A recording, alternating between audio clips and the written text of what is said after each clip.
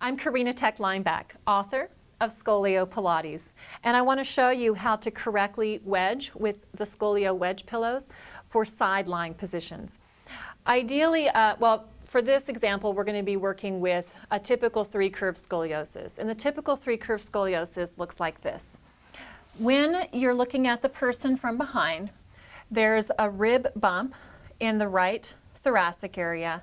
There's a left lumbar bump, and often the left hip is sticking out. So exaggerated, it would look more like that, although it's not always exaggerated.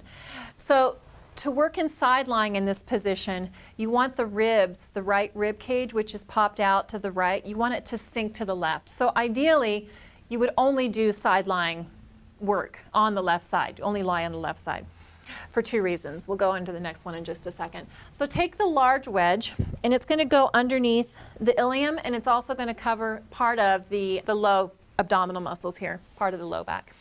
And then the small pillow is going to go into the armpit. And then fold the arm to support the head. The top leg is straight, and you're pulling that right heel away. So there's a long, long stretch here.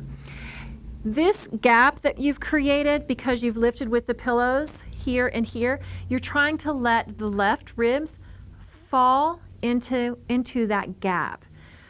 I have a scoliosis and I can't quite get my ribs down on this side, but I can allow them to stretch that way. And I feel a lot of stretch in the ribs, and I feel an enormous amount of stretch in the muscles, the internal obliques here. And then from this position, you want to encourage the client that you're working with or yourself to be able to hold this position. So you're stretching, but the strength is what will hold it. So you can just start doing little leg lifts here. It's like just that easy. So wedge, drop the ribs, and then a little bit of work. Now, we usually do exercises on both sides. It's not necessary with scoliosis because you're trying to create a change. You're not necessarily trying to work with trying to do exercises equally. It's not the goal.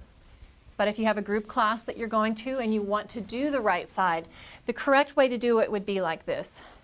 You're going to come down onto the right side. You're not going to allow the right ribs to touch the mat. They're going to want to because they slide that way anyway. And then lengthen the top leg. Stay lifted the whole time. If you have to, put like a marble under here so that you're aware, acutely aware, that you're sinking there. And that's how to wedge in a side lying position for scoliosis.